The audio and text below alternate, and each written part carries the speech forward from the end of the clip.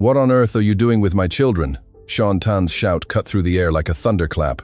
He stood frozen at the entrance to the children's room, his eyes wide, the briefcase slipping from his hand and hitting the marble floor with a crack. In front of him was Siti, the part-time cleaner he had hired just a week ago. She was mopping the floor while carrying his 5-month-old twins as if they were her own. Leo was asleep on her back, secured by a colorful, slightly worn batik sling. Max was on her chest, looking around with bright eyes. And for the first time in what felt like an eternity, neither of them was crying. Siti turned slowly, unhurried, unafraid. Her brown eyes met his with a calm that completely disarmed him. "I'm not doing anything wrong, Mr. Tan," she said in a gentle voice. "I'm just taking care of them." Sean opened his mouth to shout again, but the words caught in his throat. Because while he had been shouting, while his voice echoed off the marble walls, the twins hadn't startled. Max simply stretched a tiny hand towards his father, as if recognizing him for the first time. Leo opened his eyes slowly, without a single tear. These babies, who had cried non-stop for 5 endless months, who rejected human contact, who flinched when nannies tried to pick them up, who had turned the house into a chaos of desperate screams. Now they looked like 2 completely different children. Siti, 31 years old, a single mother to a teenage daughter, lived in a 2-room HDB flat in Yishun. She had no university degree, no experience working in landed properties. Her references were handwritten notes from neighbors in her block, praising her honesty and dedication. "I don't know anything about rich people's babies," she had said in the interview. With that raw sincerity Sean now vividly remembered. "But I know how to clean, I know how to work hard, and I know I need this job." Sean had hired her out of desperation, not conviction. She was the 5th cleaner in 3 months. The others had quit because of the tense atmosphere and the incessant crying. During that first week, Siti had supposedly stuck to her tasks, vacuuming the rugs, mopping the marble floors, washing the windows. She worked in silence, moving through the house like an efficient shadow. But now, after what he had just seen, Sean realized he had been blind. The twins had been calmer over the past few days. The crying hadn't disappeared, but it had lessened. He had attributed it to the psychologist's routine, to the new medication, to anything but the presence of a cleaner who, somehow, had an inexplicable gift for calming his sons. 3 hours later, Sean was in his study with a glass of whiskey he kept hidden in his desk and 1,000 questions racing through his mind. A photo of Melissa stared at him from its frame, as if judging his reaction. His wife was smiling in the picture, her hands on the 8-month belly that carried the twins. She had that special glow of a happy pregnant woman. Her eyes shone with a hope that Sean would never see again. The labor began on a rainy Tuesday in February. In Singapore, the twins arrived prematurely at 36 weeks, fighting for every breath in incubators that looked like glass boxes. Melissa endured 12 hours of labor, smiling even when the pain bent her over. "They're going to be beautiful, Sean," she had whispered, squeezing his hand with the strength she had left. "They're going to fill your heart with so much love." But her heart stopped before she could meet them. A postpartum hemorrhage, unexpected complications. In minutes, the woman who had been his light for 8 years was gone, while 2 tiny beings fought to survive in separate rooms. Sean had never wanted to be a father. Business, meetings, profit and loss statements, and strategy decks were his language. Babies were a foreign territory, especially these babies, marked by tragedy. In the first few months, he hired the best confinement nannies in the country. Women with diplomas, experience in the NICU, perfect references. None lasted a month. "The children don't sleep, Mr. Tan," they would explain as they resigned. "They cry non-stop. They don't respond to stimuli. They need specialized help." Then came Dr. Elaine Chow, a child psychologist, a friend of Melissa's from university, a 42-year-old woman with platinum blonde hair and a smile that never reached her eyes. A graduate of a prestigious overseas university, she had a clinic at Paragon Medical Center and spoke with the authority of someone who had never doubted herself. "The babies are suffering from emotional trauma," she diagnosed on her first visit, observing the twins from a distance with clinical detachment. "The loss of their mother at the most vulnerable point in their lives has created a severe pattern of separation anxiety." The words sounded logical, scientific. Sean clung to them like a life raft. "What do you recommend, doctor?"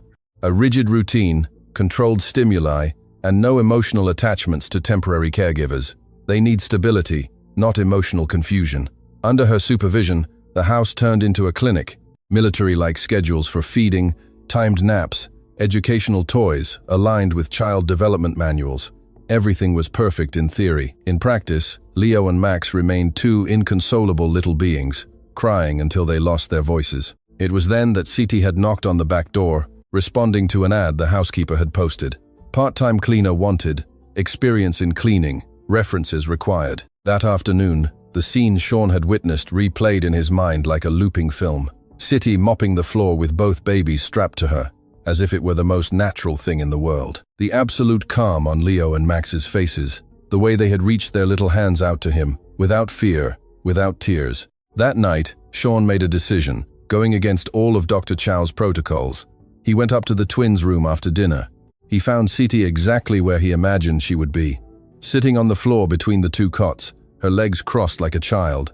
In her arms, Leo rested peacefully, while Max played with his toes, gurgling with contentment. But it wasn't just that which took Sean's breath away, it was the music. Siti was singing softly, almost a whisper, a song he recognized instantly. It was the same lullaby Melissa used to hum during her pregnancy, on nights when she lay on her side, caressing her belly while talking to the babies. "Sleep, my little one. Sleep, my love. Sleep, little piece of my heart." The words floated like magic. The twins weren't just not crying, they were smiling. Leo closed his eyes, breathing with the peace of someone who felt safe. Max watched Siti's face with absolute attention, as if memorizing her every feature. "Mr. Tan." Siti's voice startled him. She had noticed his presence without even turning around, as if she had a special instinct for when she was being watched. "I." Sean cleared his throat, feeling ridiculous for spying in his own house. "I heard silence and thought something was wrong." "It's normal," she completed, getting up slowly, so as not to disturb the babies. "You're not used to them being quiet." There was something in her tone that wasn't criticism, but it wasn't pity either. It was just a statement, like an obvious truth he hadn't yet processed. "How do you do it?" Sean asked, his voice more fragile than he intended. "The specialized nannies, the psychologist, no one could." "I don't know," Siti answered with that raw sincerity. "I just like being with them."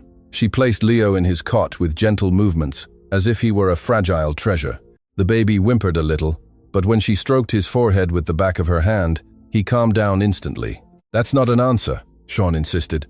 Not with anger, but with a need to understand. Siti turned to face him. Her brown eyes had that serenity he had noticed from the first day, as if she had lived enough not to be surprised by anything. "Do you talk to them, Mr. Tan? Tell them things? Tell them you love them?" The question hit Sean like a punch to the gut. He realized he didn't. He had never really talked to them. He saw his sons as responsibilities, problems to be solved, fragile beings who depended on him, but with whom he didn't know how to connect. "It's just that," he began, but the words failed him. "They know," Siti said simply. "Babies always know when someone truly loves them, or when they're just doing a job." It was a truth so raw, it hurt.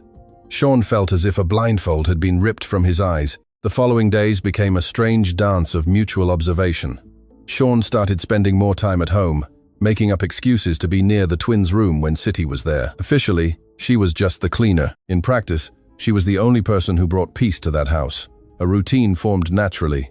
Siti would begin her duties at 8 a.m., but the twins seemed to have a radar for her presence. When she went upstairs, they would stop crying. When she worked near their room, they would stay awake, alert, following the sound of her footsteps. At lunchtime, while the hired nannies took their break, Siti would stay with the children. Not because anyone told her to, but because they needed her, and she, them. Sean caught her talking to them in whispers, telling them stories about her teenage daughter, describing the world they would one day know.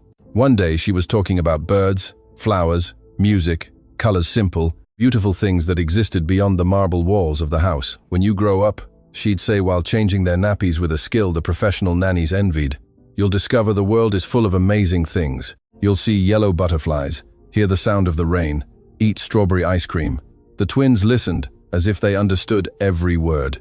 One afternoon, while Sean was pretending to read emails on his laptop, he overheard a conversation that made his blood run cold. "I don't get what she sees in these boys," one nanny commented in the kitchen while preparing milk bottles. "They're strange, too sensitive, too demanding, and that cleaner doesn't help," replied the other. "She's spoiling them. It's not professional. They should speak to Mr. Tan. This isn't right." That night, Sean went up to the twins' room after dinner. Siti had already gone home for the day, and the night nannies were on duty. He found Leo and Max crying with that familiar anguish, stretching their little arms towards the door, as if waiting for someone to appear and save them. Sean approached the cots slowly. For the first time in 5 months, he truly looked at them not as problems to be solved or responsibilities to be met, but as his sons. They were beautiful. They had Melissa's eyes, green as emeralds, and her small, upturned nose. But the mouth, the chin, the shape of the ears, that was all him. "Hi," he whispered, feeling ridiculous but determined to try. I'm Daddy." Leo stopped crying for an instant, as if recognizing something familiar in this voice he had only ever heard shouting, never speaking with affection. "I know I haven't been." Sean had to clear his throat to continue. "I haven't been what you needed, but I'm here now. I love you." It was the first time he had said those words out loud. Max stretched a tiny hand towards him, and Sean, after a moment's hesitation, offered his index finger. The minuscule fingers closed around his with surprising strength. In that moment, something shifted forever in Sean Tan's chest. The next day, when City started her duties, he was waiting for her in the kitchen. "I need to talk to you," he said, and for the first time since he'd met her, his voice didn't sound authoritarian. It sounded human. She poured herself a cup of coffee and waited with that infinite patience that defined her. "The boys," Sean began, searching for the right words.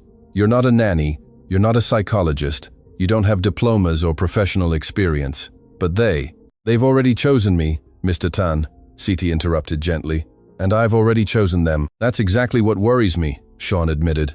"I don't understand what's happening here. I don't understand how someone who arrived a week ago can do what specialists with years of experience couldn't." Siti looked him in the eye, and for a moment, Sean felt she could see right through him, to the most broken and frightened parts of his soul. "Do you want me to leave?" The question hung in the air. Sean realized he didn't. He definitely did not want her to go. But he also didn't know exactly what he wanted. "I want to understand," he said finally. "I want to understand what you have that I don't." "Nothing that you can't learn, Mr. Tan," she replied with a smile that was pure kindness.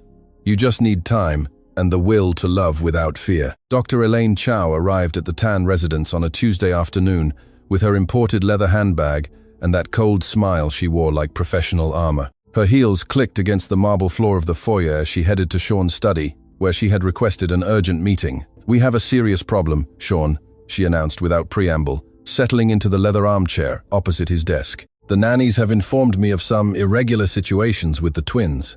Sean looked up from the contracts he was reviewing. He had started working from home more in recent days, using the excuse of supervising renovations in the East Wing. In truth, he just wanted to be nearby when the boys were calm. "What kind of irregularities?" Elaine opened her bag and took out a notebook. Her movements were precise, calculated, like a surgeon preparing for an operation. "The domestic helper," she consulted her notes, "City, is exhibiting behaviors that directly interfere with the care protocol we established for the boys." Behaviors? Unauthorized physical contact, altering feeding schedules, inappropriate sensory stimuli, she enumerated in a clinical tone. "And most worryingly, she is creating a bond of emotional dependency that could be extremely detrimental to Leo and Max's psychological development." Sean put his pen down on the desk. In the last few days, he had seen his sons happier than ever. And now this was a problem? "Doctor, with all due respect, the boys are doing better than ever. They're sleeping, smiling, they barely cry." "Exactly," Elaine interrupted, leaning forward with urgency. "This artificial calm is not healthy. Babies need to express their emotions, including frustration and crying. What this woman is doing is emotionally sedating them." The words sounded logical, backed by years of study and experience, but something in Sean's chest rebelled against them.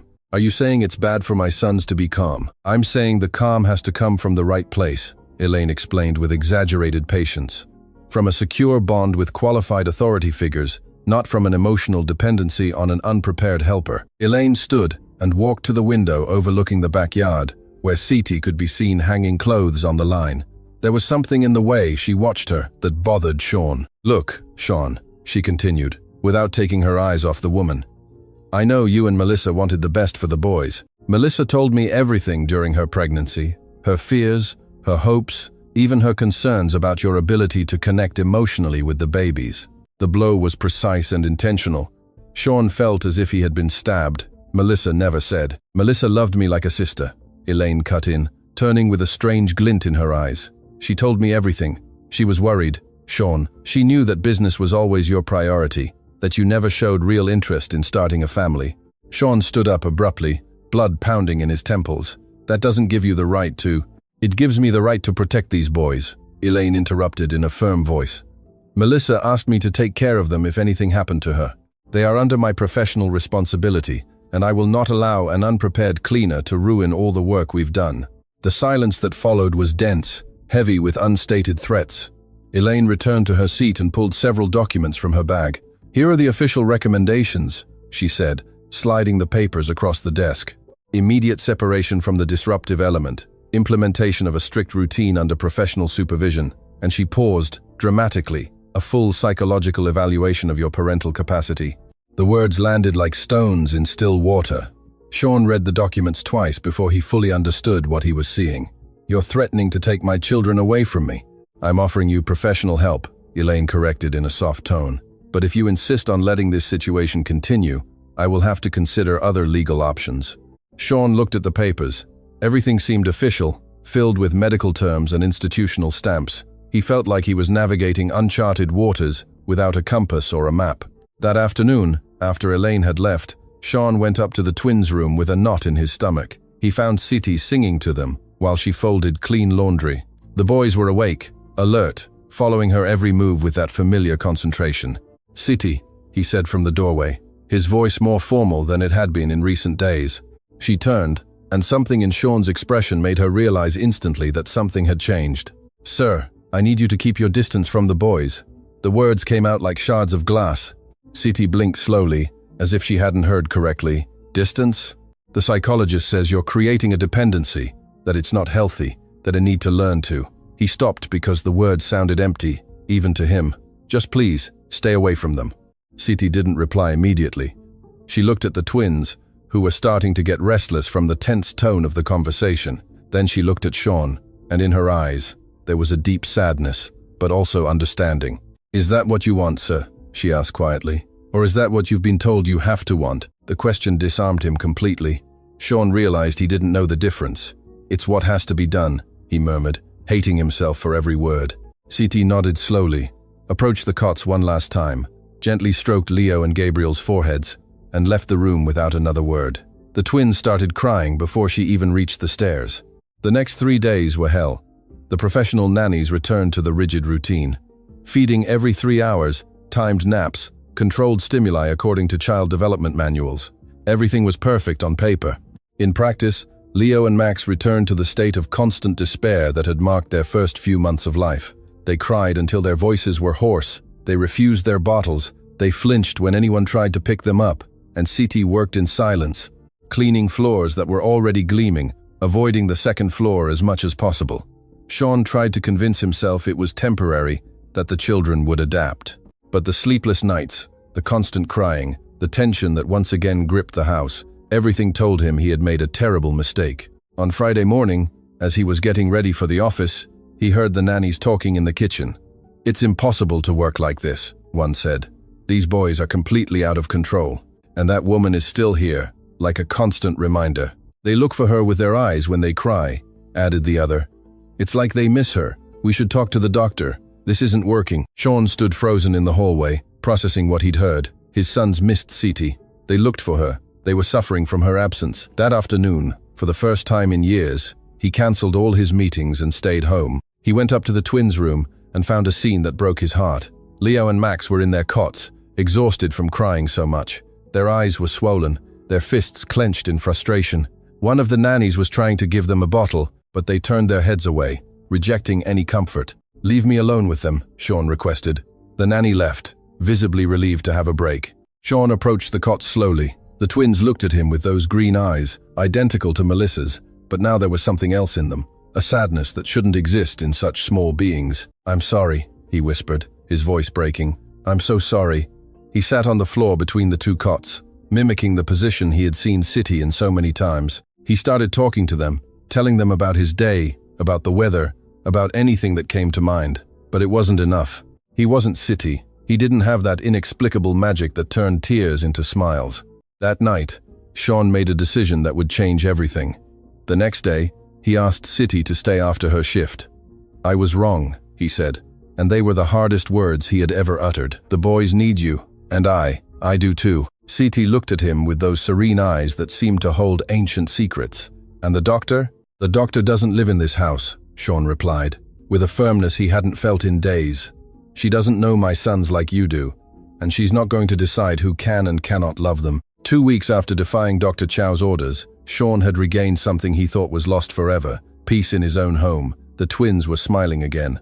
Siti had resumed her natural routine with them, and for the first time since Melissa's death, the house felt like a real home.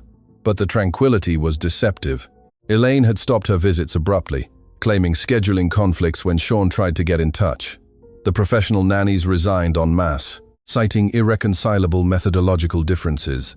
And although officially nothing had changed, Sean felt a growing tension, as if he were living in the eye of a hurricane that had yet to arrive. It was during one of those seemingly peaceful afternoons, while organizing Melissa's papers, a task he'd been postponing since her death, that fate decided to show its hand. Sean was in the master bedroom, finally emptying the last drawer of his wife's dressing table. Jewelry that would never be worn again, perfumes that still held her scent, photos from trips they had taken together. Each object was a stab of longing.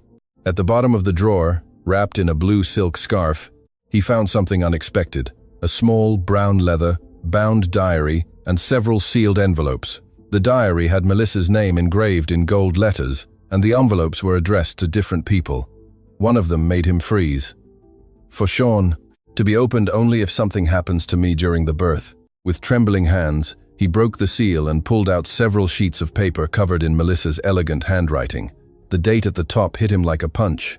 2 days before the twins were born. "Me love, if you are reading this, it means something went wrong, and I couldn't be there to raise our babies with you. I know you're scared. You've always been scared of love, of vulnerability, of opening your heart completely. But these children will need all of your soul, not just your protection. There are things I never told you because I didn't want to worry you, but now it's important that you know the truth.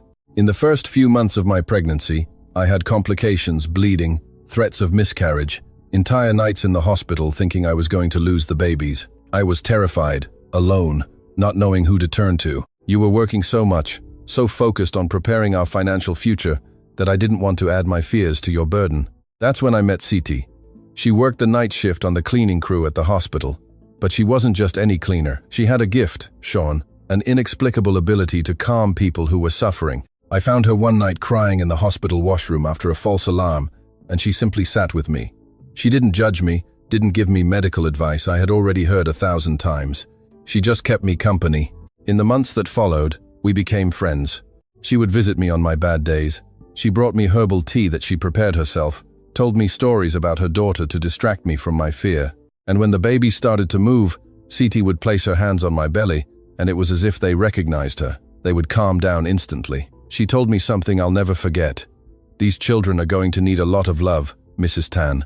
The kind of love you can't learn in books." And she was right. I knew, deep in my heart, that there was something special in the connection between Siti and my babies. That's why, Sean, if something happens to me, find Siti. Not as a cleaner, not as a temporary caregiver, but as the second mother these children will need. She has something that neither your money nor the best specialists in the world can buy. The capacity to love unconditionally, to see people's souls beyond their circumstances. I know this will sound strange to you, almost mystical. I know your rational mind will resist it. But trust me one last time. Trust what your heart tells you when you see her with our sons. And Sean, be careful with Elaine. I know she's my friend. I know she will offer to help. But there's something about her that worries me. During the pregnancy, she started acting strangely.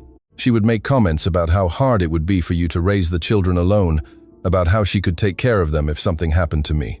At first, I thought it was genuine concern, but then I started to notice the way she looked at my belly, how she talked about our babies as if they were hers. I'm not sure what she's planning, but my intuition tells me her intentions are not as pure as they seem. Please, do not hand our children over to her without being absolutely sure it's the right thing to do. I love you, Sean. Love our babies for me.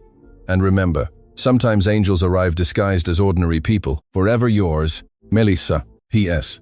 The other envelope has all of Siti's details, address, phone number, all the information you'll need to find her. It's no coincidence that she appeared in your life right when the children needed her most. Sean read the letter 3 times before his mind could process it all. His hands trembled as he opened the second envelope and found, indeed, all of City's personal information, including photos of her with Melissa at the hospital. In one photo, Melissa was in a hospital bed, pale but smiling, while City held her hand. In another, City's palms were on Melissa's swollen belly, and both women seemed focused on something deep and invisible. At the bottom of the envelope, a final note was written in an urgent hand. If Elaine tries to separate City from the children, fight for her. The babies already chose her before they were born. Trust that connection. Sean collapsed onto the bed, the letter still in his hands, as the pieces of the last few months began to make sense. City's coincidental appearance in his life, the inexplicable connection between her and the twins, the lullaby she knew without anyone having taught her. It was all meant to be. And Elaine, her insistence on separating City from the children, her veiled threats, her possessive attitude when she spoke of the twins. Melissa asked me to take care of them, she had said. But Melissa had asked for the exact opposite. The sound of footsteps in the hallway pulled him from his thoughts. It was City, coming up the stairs after finishing her duties for the day. Sean got up quickly and went into the hall. "City, wait," he called out, the letter still in his hand. She stopped, turning to him with that serene expression that was now so familiar. "I have to ask you something, and I need you to be completely honest with me." City nodded, waiting. "Did you know my wife?" City's face changed.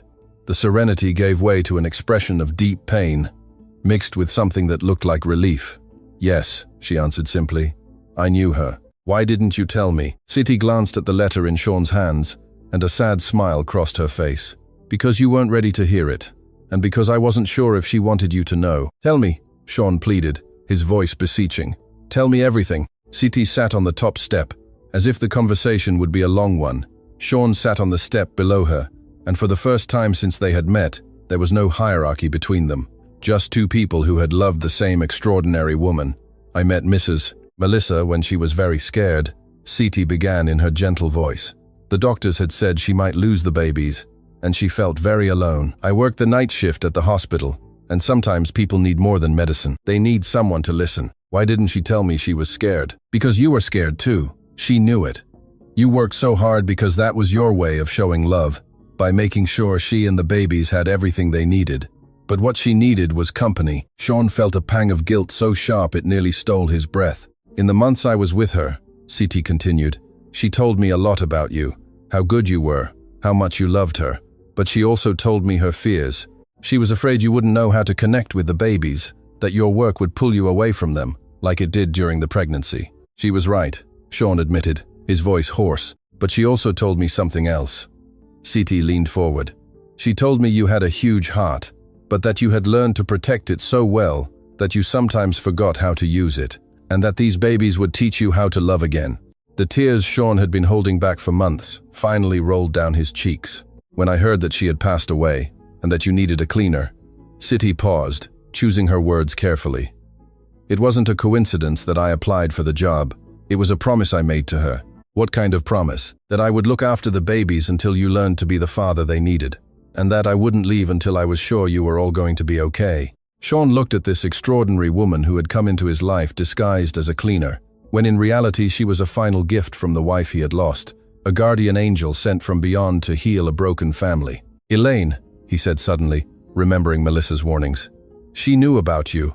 She knew Melissa wanted you to take care of the children." City's expression darkened. Dr. Chow always wanted what Mrs. Melissa had. During the pregnancy, she would come to the hospital, and the way she looked at your wife, the way she spoke about the babies as if they were hers, it gave me chills. "Do you think she'll try something?" "I think she's already trying, sir, and I don't think she'll stop until she gets what she wants." That night, Sean couldn't sleep. Melissa's letter had revealed not only the truth about City, but also a threat that had been growing in the shadows since the day the twins were born. The next day, he decided to investigate Elaine's past more thoroughly. What he discovered filled him with horror, and he understood that the war for his sons had only just begun. The private investigator Sean hired delivered the report on a Friday morning. 25 pages of meticulous investigation that revealed a truth more sinister than he could have imagined. Dr. Elaine Chow wasn't just the manipulative friend Melissa had sensed. She was a woman with a history of dangerous obsessions, 3 divorces, 2 professional harassment lawsuits, and a failed adoption attempt that ended in scandal when it was discovered she had falsified psychological documents to disqualify the biological parents. And, most chillingly, a pattern of rescuing children from families she deemed dysfunctional, all backed by her professional authority and a network of contacts within the Ministry of Social and Family Development, who saw her as a savior of at-risk minors. Sean finished reading the report with trembling hands. Melissa had been right. Elaine hadn't come to help. She had come to hunt. That same afternoon, while City was singing to the twins upstairs, the doorbell rang. Sean opened the door to find Elaine, but she wasn't alone. Behind her stood 2 officers from Child Protective Service and a man in a suit who identified himself as a legal representative from the ministry. "Sean," Elaine said with a smile that didn't reach her eyes, "I hope you're prepared to do the right thing for these children." "What are you talking about?" The legal representative stepped forward, holding out an official folder. "Mr. Tan, we've received a report concerning child neglect and exposure to an unqualified caregiver. We have a court order to assess the living conditions of the minors, Leo and Max Tan." Sean felt the floor open up beneath him. He opened the folder with trembling hands and read accusations that left him breathless. Father emotionally absent. Exposure of minors to domestic staff with no background checks. Negligence in following established medical protocols. All signed by Dr. Elaine Chow as a professional witness. "This is ridiculous," he managed to say. "My sons are perfectly cared for by a domestic helper with no credentials," Elaine interrupted. "Sean, I know this is difficult, but you have to think about what's best for Leo and Max, not what's most convenient for you." The CPS officers had already entered the house and were heading up the stairs. Sean followed them, panic rising in his chest like a toxic tide. They found City in the twins' room, reading them a story while they played peacefully in their cots. The scene was one of absolute peace, of pure, unconditional love. "Ma'am," one of the officers said, "we need you to step away from the area while we assess the children." City looked at Sean with eyes full of understanding. She knew this moment would come. She had been waiting for it. "Okay," she murmured, stroking Leo and Max's cheeks one last time. "It's going to be okay." But as she moved away from the cots, the twins began to cry. Not the normal cry of fussy babies, but screams of pure anguish, as if they knew something terrible was happening. The officers tried to calm them, but the crying only intensified. Elaine approached with a professional smile. "It's normal," she explained. "The children are confused because of the dysfunctional bond that was created. With time and the right care, they will learn to form healthy attachments." But the twins would not be calmed.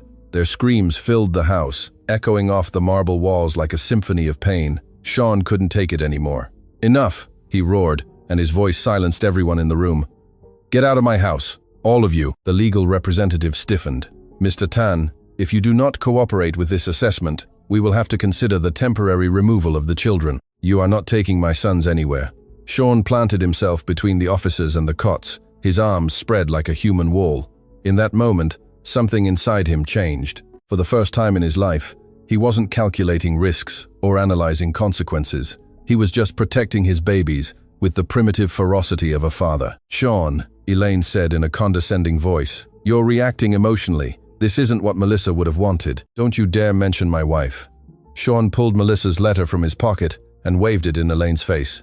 "I know the truth. I know she warned me about you, and I know exactly what you're trying to do." Elaine's face went pale. For the first time since she arrived, the mask of the concerned professional cracked. "I don't know what you're talking about."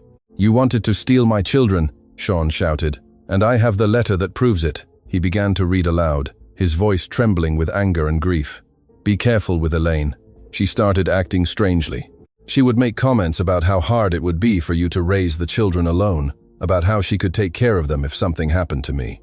The CPS officers glanced at each other, visibly uncomfortable. The legal representative frowned. "Dr. Chow, do you have any comment on these accusations?" Elaine tried to regain her composure, but something fierce appeared in her eyes. "That letter.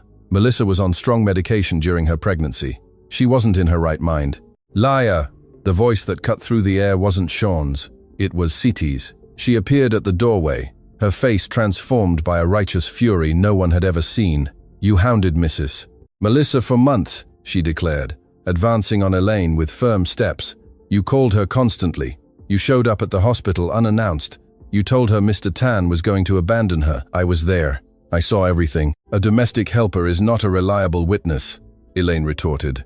But Siti was already pulling a small digital recorder from her pocket.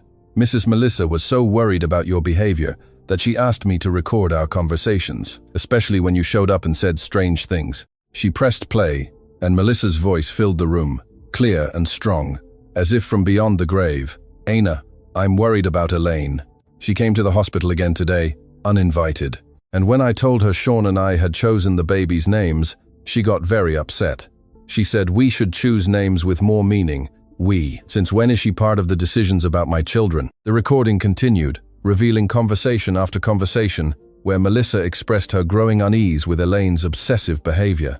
The silence that followed was absolute. The twins had stopped crying, as if their mother's voice brought peace even after death.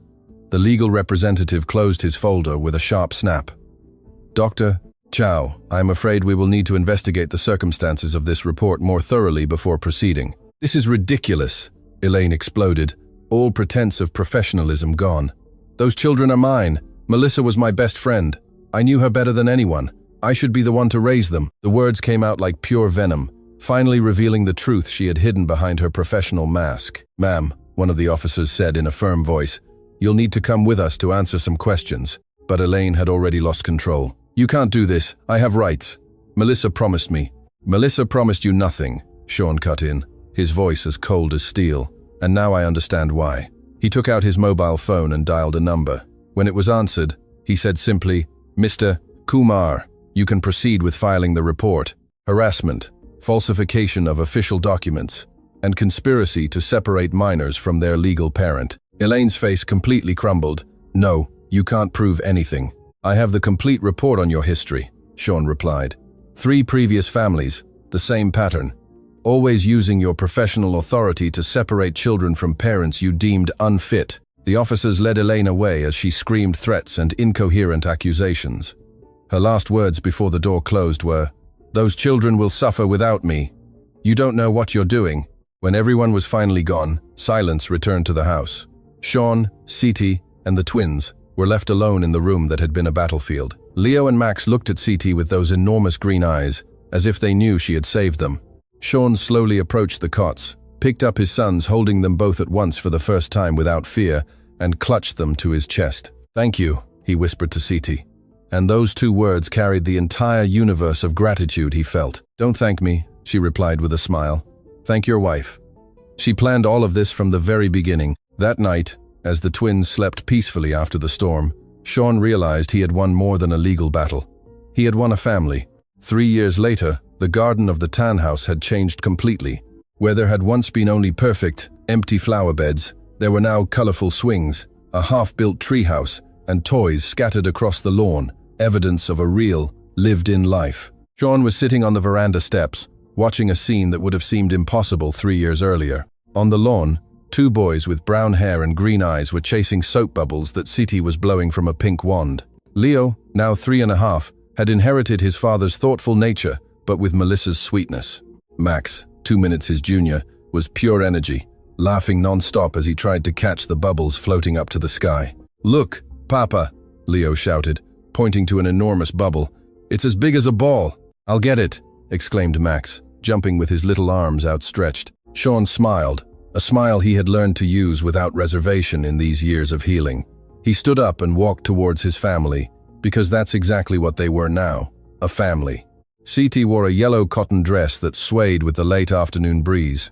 On her ring finger shone a simple gold band that Sean had given her exactly 1 year earlier, in an intimate ceremony in the very same garden where they now played. It hadn't been a traditional romantic proposal. It was something much deeper, the acknowledgement of a truth that had existed for a long time. The boys already see you as their mother, he had said that afternoon, while the twins were napping. I already see you as my wife. We just need to make it official. Siti had cried, but not from sadness. She cried because, at last, all the broken pieces of their lives had found a way to fit together perfectly. Now, looking at this extraordinary woman playing with his sons, Sean remembered the words Melissa had written in her letter. Sometimes angels arrive disguised as ordinary people. Melissa had been right about everything. The investigation into Elaine Chow had revealed a pattern of behavior stretching back more than a decade. 5 families had been victims of her manipulations, and in 3 cases, she had managed to gain temporary custody of children by abusing her professional authority. The children were returned to their families, but not without traumas that would take years to heal. Elaine was now serving an 8-year sentence for conspiracy, falsification of documents, and abuse of authority. Her professional license had been permanently revoked, but Sean no longer thought about her. Elaine belonged to the past, to that dark time when he didn't know how to be a father or how to open his heart without fear. "Papa, come!" Gabriel shouted, running to him with open arms. Sean bent down and lifted his younger son, spinning him in the air until laughter filled the garden. Leo soon joined in, clinging to his father's leg and demanding his turn. "Easy, easy," Sean laughed. "One at a time, or you'll knock me over." Siti approached with that serene smile he had learned to love more than any work of art or business achievement. In her arms, she carried 8-month-old May, the daughter they had together, the definitive symbol that their love was real and lasting. The baby had Siti's brown eyes, but her namesake Melissa's golden brown hair, and a smile that seemed to light up everything around her. The twins adored her with that pure intensity only children possess, and had already assumed the role of protective older brothers. "Dinner time," Siti announced, adjusting the baby on her hip. "And then bath time for everyone." "No." The twins protested in unison, but it was a theatrical complaint. They knew that after the bath came story time, their favorite part of the day. As they walked towards the house, Sean took Siti's free hand and squeezed it gently. She looked at him with those eyes that held the secrets of unconditional love, and he leaned in to kiss her forehead. "Thank you," he whispered, as he did every night. "For what?" she replied, though she already knew the answer. "For teaching me how to be a father. For teaching me how to love without fear. For bringing light into this house." "You already knew how to do all of that," Siti said tenderly. "You just needed someone to tell you it was okay to feel it." That night, after dinner at a table that now vibrated with conversation and laughter, after baths filled with splashes and games, after the stories that Siti narrated with different voices for each character, Sean found himself back in his study, where he had spent so many lonely nights. But now, he wasn't alone. On his desk, next to the photo of Melissa, which still held its place of honor, there were new photos. The twins taking their first steps, a pregnant Siti, radiant with happiness, little May sleeping between her older brothers. Moments of a life he had learned to value more than any professional achievement. He opened the bottom drawer of his desk, where he kept something special, a letter he had started writing months ago, addressed to Melissa, a letter he would never send, but needed to write. In the garden, under the moonlight, the flowers Siti had planted last year were blooming in all their splendor. Among them was a small bush of white roses that had sprouted on its own, unplanted. It grew strong and beautiful, as if Melissa had sent one last sign of approval from a place where love never dies. Not all angels have wings. Some arrive with a mop and a heart willing to love what no one else sees. And sometimes, the greatest love we can receive is the one that teaches us we are worthy of being loved, just as we are.